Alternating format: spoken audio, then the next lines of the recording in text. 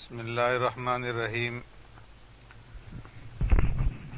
حضرات گرامی، اب آپ حکیم ملت حضرت مولانا عبدالحکیم رحمۃ اللہ تعالی علیہ کا وہ خطاب سماعت فرمائیں گے جو آپ نے عید الاضحیٰ کے موقع پر راولپنڈی میں فرمایا تھا۔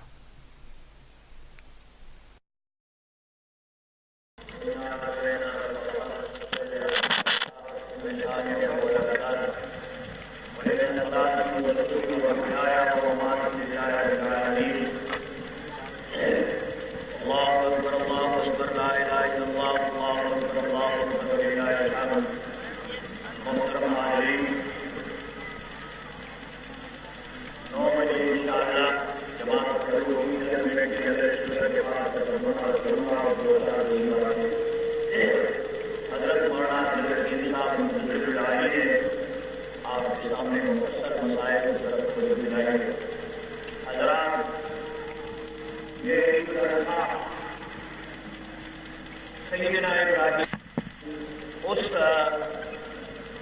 محبت اور اس اطاعت تابعداری فرمانبرداری کے جذبے کی یادگار ہے جس کا مظاہرہ 9 ذوالحجہ کو مینا شریف کے مقام پر حضرت ابراہیم علیہ السلام نے کر کے دکھایا۔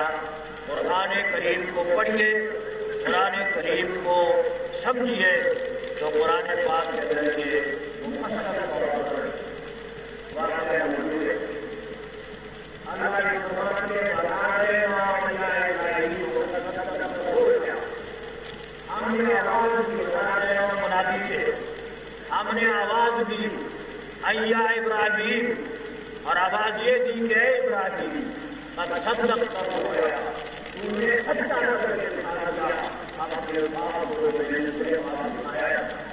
اور آگے فرماتے ہیں وَفَدَيْنَاهُ بِذِبْحٍ عَظِيمٍ، اور ہم نے اس اظہار محبت اور اس اظہار اطاعت اور اس ایثار کا بدلہ وَفَدَيْنَاهُ بِذِبْحٍ عَظِيمٍ، ہم نے اسماعیل ذبیح اللہ کے بدلے میں، اس کے عوض میں ہم نے ذبح عظیم، ایک عظیم مذبوحہ قیامت تک کے لیے اس کے عوض کے طور پر تیری آئندہ تیری اولاد میں بھی اور تیرے ماننے والے ملت ابراہیمی میں قائم اور قائم کر دیا۔ جو یہ جاننے کی ضرورت ہے، عالم اسلام میں مسلمان روئے زمین پر جہاں بستے ہیں وہ قربانی 1398 سال سے کرتے ہوئے چلے آ رہے ہیں، اور جب تک روئے زمین پر خاتم الانبیاء تاجدار مدینہ رحمت عالم جناب محمد رسول اللہ صلی اللہ علیہ وسلم کے امت کی موجود ہوں گے، یہ قربانی مویشیوں کی قربانی انشاءاللہ جاری اور ساری رہے۔ سرور کائنات فخر الانام رحمت عالم جناب محمد رسول اللہ صلی اللہ علیہ وسلم نے ارشاد فرمایا، صحابہ نے پوچھا تو آپ نے فرمایا سنت ابیکم، اے لوگوں، اور قرآن میں بھی ہے، قرآن میں تو یہ ہے کہ ملت ابیکم ابراہیم ہوا سماکم المسلمین، کہ یہ دین اسلام، یہ دین قیم جس پر تم ہو، یہ وہ دین ہے جو تمہارے باپ ابراہیم کا ہے، وہ سماکم المسلمین۔ بیت اللہ کی دیواری کو اٹھاتے ہوئے اس کے تکمیل پر اس نے دعا مانگتے ہوئے اپنی دعا میں تمہارا نام مسلمان رکھا تھا۔ اللہ پاک مسلمان ہی ہمیں رکھے۔ اور حضور نے فرمایا سنت ابیکم ابراہیم، یہ قربانی جس کو عربی میں اضحیہ کہتے ہیں اور نحر بھی کہتے ہیں، فرمایا سنت ابیکم ابراہیم، یہ تمہارے باپ ابراہیم کی سنت ہے۔ حضور علیہ السلام نے ارشاد فرمایا تو میرے عزیزوں، میرے بھائیوں، میرے بزرگوں، ہر مشرق، ہر مذہب اور ہر دین کی خصوصیات ہوتی ہیں۔ دین ابراہیمی اور ملت محمدیہ صلی اللہ علیہ وسلم کی خصوصیت یہ ہے کہ یہ 10 ذوالحجہ کو سارے روئے زمین پر انسان چاند کے حساب سے 10 ذوالحجہ جہاں جہاں واقع ہوتی ہے تو وہ مویشیوں کی قربانی اللہ کے حضور میں پیش کرتے ہیں۔ شکر ادا کرو رب العالمین نے محمد رسول اللہ کی نبوت کی برکت سے رب العالمین نے انسان کی قربانی کو معاف کر دیا ابراہیم علیہ السلام کے بعد، اور اس کے عوض میں وَفَدَيْنَاهُ بِذِبْحٍ عَظِيمٍ قرآن کہتا ہے اس انسان کی قربانی کے عوض میں، فدیہ کہتے ہیں عوض کو، بدلے کو، تو اس کے عوض اور بدلے میں اللہ پاک نے یہ گائے اور بکرے اور دمبے، اونٹ اور بھینس کی قربانی کو قبول کر لیا۔ اتنا بڑا احسان ہے۔ اگر آج اسی طریقے سے اولاد کی قربانی کا مسئلہ ہوتا تو پھر آپ سوچ لیں کہ اس روئے زمین پر اور اس 1398 کے اس سال میں پھر کون ہوتا جو اولاد کی قربانی دے سکتا، جو 5 منٹ گھڑی کے لگا کرے ہر نماز نہیں پڑھتے تو جناب وہ پوری ایک جسم کو کیسے قربان کرتے۔ اس بزرگ نے مجھے کہا کہ میرا لڑکا بیمار ہے اور کافی اسپتال میں علاج کرا رہا ہوں، اب یہ جانے انشاءاللہ جانے، تو کہہ رہے تھے کہ ترغیب دے دو لوگوں کے علاج کریں۔ تو میرے عزیزوں میرے بھائیوں، حضور نبی علیہ السلام نے قربانی خود بھی کی اور صحابہ کرام کو حضور نے جانور تقسیم کرائے۔ مسلمانوں کے مشترک مال میں سے حضور کی خدمت میں جو ہدیے کے طور پر باہر سے جانور آئے تھے، آج صبح دے رہا تھا تو حدیث آپ میں گزرا ہے کہ حضور علیہ السلام نے 60 جانور دیے اور فرمایا یہ ساتھی میں تقسیم کرو، ہر ایک کو دے دو بطور تبلیغ کے تاکہ وہ قربانی کرے۔ چنانچہ صحابہ کرام نے ایک اس کے پاس بچ گیا تو اس نے کہا یا رسول اللہ صلی اللہ علیہ وسلم ایک جانور بچ گیا، ایک دمبا یا ایک بکرا، تو حضور علیہ السلام نے فرمایا اس کی تو خود کو قربانی کرو۔ میرے عزیزوں میرے بھائیوں، لوگوں نے پچھلے 50-60 سال سے اسلم جیراج پوری اور اس کے بعد عبداللہ چکڑالوی کے نظریات کے لوگوں نے اس ملک کے اندر یہ ایک فتنہ پھیلایا تھا انگریز کی سازش سے مسلمانوں میں تفریق پیدا کرنے کے لیے کہ یہ قربانی جو ہے وہ تو اس دور میں ضرورت نہیں ہے، یہ اقتصادی ضروریات کا دور ہے، فلاحی کام کرنے چاہیے وغیرہ وغیرہ وغیرہ۔ یہ تمام نظریات میں عبادات جتنی بجانا جاتی ہیں، چاہے وہ قربانی ہو، چاہے وہ حج ہو، چاہے نماز ہو، چاہے زکوٰۃ ہو، چاہے روزہ ہو، چاہے تلاوت قرآن ہو، چاہے جہاد ہو، عبادات سب کے سب کا دار و مدار رسول اللہ کی کہنے پہ ہے، اللہ کے ارشاد پہ تعمیر کرنے پہ ہے، ڈسپلن کا سوال ہے، اس کے اندر حکمت کی تلاش کرنی پڑے۔ جیسے کہ مروجہ قانون کے بارے میں یہ حکمت کسی شہری نے نہیں پوچھنی کہ جی اب اس قانون کی ضرورت مجھے نہیں ہے، میں خلاف ورزی کروں گا، کیونکہ جس سال یہ قانون بنا تھا اس سال اس کی فلانی ضرورت تھی، اب مجھے میں ضرورت نہیں رہی ہے، میں تو قانون کی خلاف ورزی کروں گا۔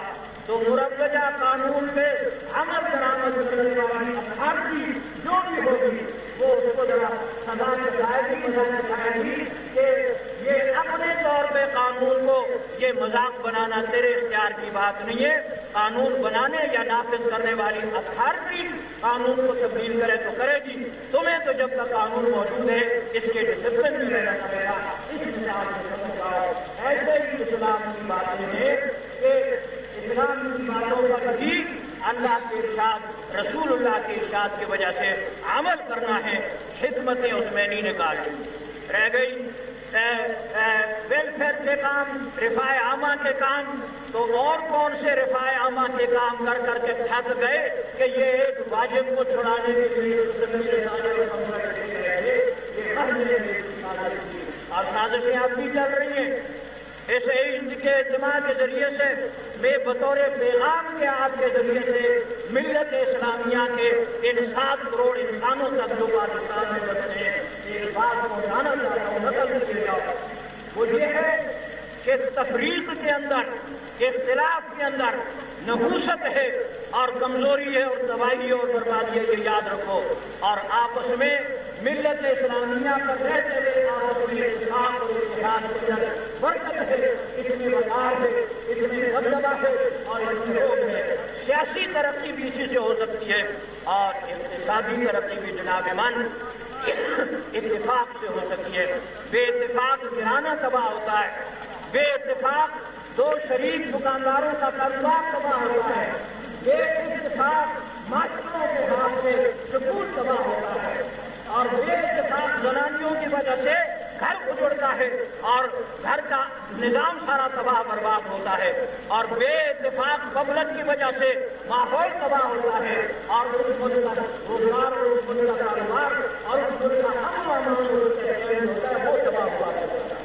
ایک بڑے زمین نہیں بلکہ پورے ایشیا کی اور مشرق وسطیٰ کی یہ بدقسمتی ہے کہ مسلمان ہوتے ہوئے ایک نقطے پر متحد نہیں ہو سکتے۔ آج جو وہاں پہ آپ دیکھ رہے ہیں تحریک کروا رہے ہیں اور تحریکوں سے مضبوط کرنے کے لیے امریکہ اور اس کی حلیف طاقتیں کرا رہی ہیں اور دوسرے طرف سے روس جو کچھ کرا رہا ہے۔ تو میرے عزیزوں، میرے بھائیوں، ملکوں کا بے اتفاقی کا جذبہ اور یا ایک ملک کے اندر بسنے والوں کے بے اتفاقی کا جذبہ یہ تباہی بربادی لایا جاتا ہے۔ محمد رسول اللہ صلی اللہ علیہ وسلم عالمگیر کے بندے ہیں اور اسلام عالمگیر مذہب ہے اور قرآن عالمگیر کتاب ہے۔ قرآن کی تعلیمات قیامت تک کے لیے ہیں اور محمد رسول اللہ کی نبوت قیامت تک کے لیے ہے۔ یہ اسلام، جس اسلام نے آج گھروں سے نکال کر کے امیر و غریب کو، شاہ و گدا کو، ان پڑھ اور پڑھے ہوئے کو جا کر کے اس میدان میں دو رکعتیں سر بسجود ہونے کے لیے جس جذبے نے گھروں سے نکال کر کے یہاں آیا ہے، یہ اسلام جغرافیے کے حد بندیوں کے لیے محدود نہیں ہے اور یہ اسلام زمانے کی حد بندیوں کے ساتھ اب محدود نہیں ہے۔ یہ غیر ہوئی ہے تو اب یہ سوائے اللہ کے باقی کسی کو معلوم نہیں کہ اب کتنے زمانے تک یہ اسلام روئے زمین پر رہے گا، جس کو قیامت تک وقت کہتے ہیں اس وقت تک یہ رہے۔ تو میرے بھائیوں، میرے عزیزوں، یہ قربان جب دعوت دیتی ہے جذبات کو قربان کرنے کی، ابراہیم علیہ السلام نے بیٹے کی محبت کے جذبے کو قربان کیا اللہ کی رضا کے لیے۔ پاکستان کے مسلم اپنے جذبات کو قربان کر یہ کیا جا رہا ہے؟ کیا نظام اسلام ملک میں نافذ ہو گیا ہے؟ کیا ٹکڑے ٹکڑے ہونے لگ گیا ہے؟ کیا اس ملک کی مہنگائی ختم ہو کر کے سن 70 اور 65 کے بھاؤ واپس آ چکے ہیں کہ یہ آپس میں تفریقے ہو رہے ہیں؟ میں بحیثیت ایک گناہگار اور اپنا مسلمان نے اس بات میں سعادت سننے والا ہوں کہ اسلام کے لیے تمام وابستگیوں سے علیحدہ ہو کر کے خالص اسلام کے لیے ہر کلمہ کو کوشش کرنی چاہیے۔ علاقے کی وابستگییں، خاندانوں کی وابستگییں، سیاسی لیڈروں کے ساتھ وابستگییں، مذہبی رہنماؤں کے ساتھ وابستگییں، یہ بات کی چیزیں ہیں۔ اسلام سب کا مشترک اور اسلام سب کے لیے اول اور اسلام سب کے لیے پہلے ہے، وہ بنیادی چیز۔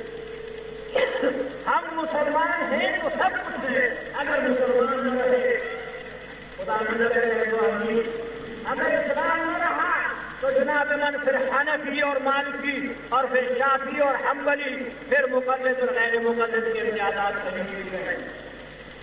میں تو یہاں تک جاتا ہوں اور میں نے 12 اور آج بھی کہتا ہوں کہ اگر اس ملک کے اندر فقہ حنفی کے بجائے فقہ مالکی کا اسلامی قانون نافذ ہوتا ہے تو ہمیں پھر بھی منظور ہے کہ وہ اسلام ہے۔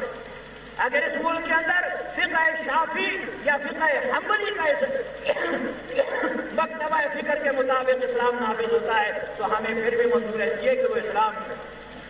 تعبیرات میں اختلاف ہم نہیں پڑھتے، اصل سے اسلام کی بات کیجیے گا۔ یہ تمام ائمہ مجتہدین رسول اللہ کے وقت میں نہیں تھی، یہ بات کے بزرگان دین ہے اور یہ اسلام جدا کوئی نہیں پیش کر رہے۔ حنفی، مالکی، شافعی، حنبلی، مقلد، غیر مقلد اور شیعہ سنی کے جھگڑوں میں نہیں پڑنا چاہیے۔ جو بڑے ادب اور احترام کے ساتھ عرض کرتا ہوں، ایسے حضرات جو اپنے آپ کو علماء کرام کہلاتے ہیں، نقش بندی اور مجددی، قادری اور چشتی اور سہروردی کے القاب لگاتے ہیں، امت مسلمہ کو تقسیم کے دھندے میں دھکیل رہے ہیں، وہ اسلام کے ساتھ اچھا سلوک بھی کر رہے ہیں۔ الحاد کے لیے دیکھ لو روئے زمین کے انسان ایک ہو رہے ہیں، کمیونزم کے لیے تمام انسان ایک ہو رہے ہیں اپنے نظریے کو ملک میں نافذ کرانے کے لیے۔ اس میں صوبوں اور اس میں قبیلوں اور اس میں برادریوں کا کوئی اپنے نظریے کو دینا چاہتے ہیں۔ اے مسلم، اے مسلمان، اس اسلام کے نظریے کے لیے تجھے بھی ایک ہو جانا چاہیے. لیڈروں کی وابستگی اور پیشواؤں کی وابستگی یہ ساری بات کی چیزیں ہیں. اصل وابستگی محمد رسول اللہ کی بات. سرور کائنات فخر موجودات رحمت عالم صلی اللہ علیہ وسلم بتایا ہوا کہ شریعت اسلامیہ میں نافذ ہو جائے تو ہمارا سب کچھ مسئلہ بڑھ جائے گا. اگر یہ نہیں ہوتا تو کچھ بھی نہیں ہوتا. اور یہ کام یہ بھی یاد رکھو, لاڈ میں کالے اور کرزن کے نصاب کا پڑا ہوا شخص محمد رسول اللہ کا بدن یہ کام کروا. اس لیے کہ وہ اس راستے سے گزرا ہی نہیں ہے, اس کو اس راستے کی منزلوں کا پتہ نہیں ہے, اس کو یہ پتہ نہیں ہے کہ تعبیرات و تشریحات کیا ہو سکتی ہیں. یہ تو ویسے وعدے ہیں جو سن 1944 سے ہو رہے ہیں.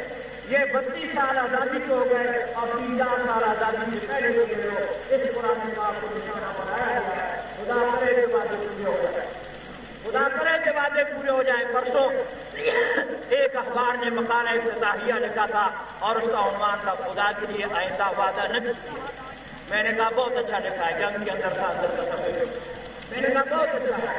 اس نے کہا کہ حکومت کو 32 سال سے وعدوں ہی پہ ڈرکایا جاتا ہے. یہ وعدے سن کے اب نا امید نہ ہو جائے آئندہ کے لیے. اور حقیقت بھی یہ ہے کہ سن 47 کا ایک جذبہ تھا اور یہ سن 77 کے اندر پھر جذبہ ابھارا تھا, اسلام نے ابھارا تھا, ملا نے ابھارا تھا. ملا نے جس کو ملا کہہ کے گالی دیتے ہو, کسی اور نے نہیں. تو اب اگر یہ اختلاف, یہ مقلد اور غیر مقلد کا اور شیعہ سنی کا اور یہ نورانی اور غیر نورانی کا اور جناب من یہ جو اختلافات شروع کیے ہیں, یہ تو قافلے والوں نے منزل سے پہنچنے بغیر پہلے ہی اپنے آپ کو پٹوانا شروع کر دیا. اسلام کے نصاب کی شریعت اسلامیہ کے نصاب کی منزل سے پہنچ کے اس کے بعد پھر اپنی گدیوں کو اور اپنی پگڑیوں کو بچانے کی کوشش کرو. ابھی ملا کچھ بھی نہیں اور پہلے ٹکڑے اگر جدا جدا رہے ہو تو اس طریقے سے اختلاف کے نتیجے میں ہاتھ مضبوط ہو گئے کمیونزم کے, ہاتھ مضبوط ہو گئے جمہوریت کے. اور ایک بات اور بھی کہہ دوں کہ ذرا اپنے آس پاس کے مسئلے کو بھی دیکھو کیا ہو رہا ہے. پاکستان والوں, یہ وقت لڑائی کا نہیں ہے. اس وقت اپنے اسلام کو بچاؤ, جانوں کو بچاؤ. یہ دائیں بائیں دیکھو تمہارے شمال میں کیا ہو رہا ہے اور تمہارے شمال مغرب میں کیا ہو رہا ہے. کتنی بڑی بڑی قوتیں کس کس طریقے سے خس و خاشات کی طرح وہ تہ و بالا ہوتی جا رہی ہیں اور کس طریقے سے قرب قیامت کی نشانی سامنے آ رہی ہے. الحاد اور دہریت کا سیلاب امڑتا ہوا آ رہا ہے. آج دنیا کب آ رہی ہے کہ گرم پانی کے لیے اور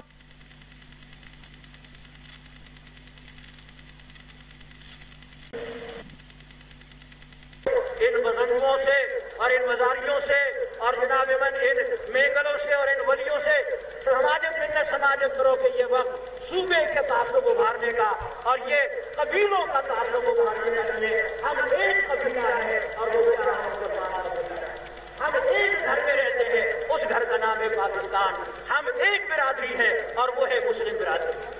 اس سے آگے نکل کے جو بھی باتیں کرتا ہے تمہیں لڑاتا ہے دیوبندی اور غیر دیوبندی اور جناب من یہ بریلوی اور غیر بریلوی, یہ نقشبندی اور یہ فلانا بندی اور یہ جناب من کے سیاسی پارٹیوں کے چٹکلوں کے اندر یہ سب کے سب بھرے رہ جائیں گے. نہ سمجھو گے تو مل جاؤ گے. لیکن کرتوت ایسے ہیں. اس کی مثال یہی ہے کہ رات کا وقت ہے اور ڈاکوؤں نے حملہ کر دیا ہے دکان پہ, کارخانے پہ, مکان پہ, اور گھر والے بجائے اس کے کہ اپنا ڈیفینس کریں وہ آپس میں لڑ رہے ہیں. یہ پلنگ میرا, تیسرا کہتا ہے یہ کمرہ میرا, اور چوتھا کہتا ہے میرا یہ کمرہ. سمجھے؟ تو جیسے کہ اس دکان یا کارخانے یا مکان والے اپنے آپ کو بچانے کے لیے متفق ہو کر کے ڈیفینس نہیں کریں گے, وہ نہیں بچ سکیں گے ڈاکوؤں سے. یہی مثال اس گھر پاکستان کی ہے اور یہی مثال اس گھر کے دولت کے اسلام کی ہے. اسلام میرا آپ کا محتاج نہیں, اسلام رہے گا, ہم نہیں رہیں گے. اس بات کا خیال کرو. اسلام نے رہنا ہے, یہ خدا کا بھیجا ہوا دین ہے. اس کے لیے خدا اور کسی کو مسلمان کرے گا. جب اربوں سے بات نہ بنی تو اللہ پاک نے مسلمان کر دیا تھا. جب ان سے بات نہ بنی تو اللہ پاک نے بر صغیر کے مسلمانوں کو توجہ دے دی, تحریک خلافت چلائی. انگریز نے ایڑی چوٹی کا زور لگایا لیکن بر صغیر کے مسلمانوں نے میرے اور میرے باپ دادوں نے اس اسلام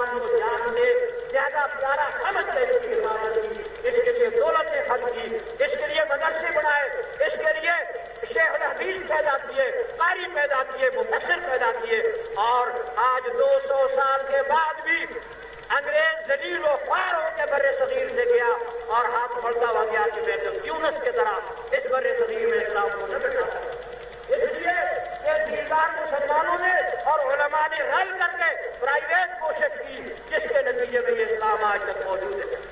تو اس عید کے اجتماع میں وحدت کی اپیل کر رہا ہوں، اتحاد کی اپیل کر رہا ہوں، اتحاد کی اپیل کر رہا ہوں۔ یہ غلط روش ہے کہ شکایتیں کی جاتی ہے اور ایک دوسرے کو پھنسانے کیوں کہ یہ تو مسلم لیگ کا ہے، یہ تو جماعت اسلامی کا ہے، یہ تو جمعیت علماء اسلام کا ہے، یہ پیپل پارٹی کا ہے، یہ نیب کا ہے۔ آپس میں ایک ہی برادری ہو، خیالات کی جب آپ نے اجازت دی ہے، جمہوریت میں بھی اجازت اور اسلام میں بھی، خیالات جو بھی رکھے اس کو اس طرح مجرم نہ بناؤ کہ تمہارا اپنا دھرم بن جائے اور دھرم آپ کا دھرم اس کے طریقے سے ہوگا۔ جو نہیں پسند ہے جب بچی کا وقت آیا مت نہ اس کو بچی نہ کرو، خود کو خود ختم ہو جائے۔ لیکن اپنے کاروبار کو، اپنے محلے کو، اپنے گاؤں کو، اپنے شہر کو، اپنی مسجد کو اور اپنے ملک کو ایک مسلم برادری بنا کر اس کو ترقی دو۔ یہ ترقی بغیر اتفاق نہیں ہو سکتی، اور اتفاق اور اتحاد ہی ضامن ہے دیکھو ترقی کا اور عزت کا۔ دنیا کی قوموں کے اندر بھی عزت تب ہوتی ہے کہ کسی ملک کے بسنے والے آپس میں متفق اور متحد ہوتے ہیں۔ تو میرے عزیزوں، میرے بھائیوں، اس گزارشات کے ساتھ ساتھ میں یہ بھی عرض کروں گا کہ اپنے اندر کچھ عملی تبدیلی بھی پیدا کرو۔ صرف نعروں سے اسلام کی بات نہیں ہو سکتی، کچھ عمل بھی اسلام کے لیے ہوانی چاہیے، جذبات کو قربان کر کے اسلام پر عمل بھی کرنا چاہیے۔ سیدھی سادی باتیں حضور نے فرمایا، جب وعدہ کرو تو وعدے کو پورا کرو، جب معاملہ کرو تو معاملہ سچا کرو، کسی انسان کو آپس میں دھوکہ مت دو۔ تو ہمارے معاملات رسول اللہ کی سنت کے مطابق نہیں ہے، ہم معاملات کے معاملے میں کوئی جا رہے ہیں، معاملات کو ٹھیک کرائیے گا۔ اور اسی کے ساتھ ساتھ یہ بھی میرا ایک فرض ہے کہ میں اپیل کر دوں جاتے کہ ذاتیات کے لیے اپنے انتظامیہ کو بھی اور راستے پہ نہیں لگانا چاہیے غلط باتیں کر کے۔ میرے ایک دوست ہیں، میرے ایک ساتھی جو ان سبوں کے اندر ڈھولی پھرا کرتے تھے اور مجھ سے اپیل کراتے تھے، ایک چھوٹی سی مسجد بنائی اس نے اور اس مسجد کا وہ اب وہ 2 سال سے میرے تو بڑا خبر یاد آپ کو بتا دوں، 2 سال سے آپ کو جواب میں ہوگا اور میں نام نہیں لیتا، تو وہ مارشدہ کو درخواست دیتا ہے کہ اب لڑکی کو مسلمان رہے گی، اس کے پیچھے مسلمان ہوگی ریٹائر فوجی نے بیچارے ہیں اور یہ نماز نہ پڑھائے، یہ پڑھانا نہ کرے۔ اور میرے بھائی، میں ادب سے کروں گا 10-12 سال تم میرے پیچھے پڑ چلے ہو، چلتا میں کرا کے دیتا رہا ہوں، باقی ہے کہ میرے پیچھے یہ مطلب نماز ہوتی ہے، یہ گراؤنڈ کارپوریشن کا ہے، ہم شہری ہیں، یہ سارے ٹیکس گزارے شہر کی پیچھے بات ہے، یہ کوئی بمبئی سے نہیں آئے، یہ دوسری مملک آ رہی ہے۔ اس کمیٹی کے اس گراؤنڈ میں ہم 25 سال سے یہ سن 53 کی عید الاضحیٰ گراؤنڈ سارا مسلم کا تھا، اور یہ شہری ہے اور ہم سنت ابراہیمی پہ عمل کرتے ہیں کہ مسجد سے لگے میدان میں نماز پڑھے۔ آپ کو اگر تسلیم ملے گا یا گنجا جمع کرنے کا دور ہے تو اپنے لیے بڑا بڑا گراؤنڈ بنا کر کے وہاں پہ نماز پڑھائے، لیکن ماشاء اللہ والوں کے سامنے جھوٹ کو نہ بولو کرو نا۔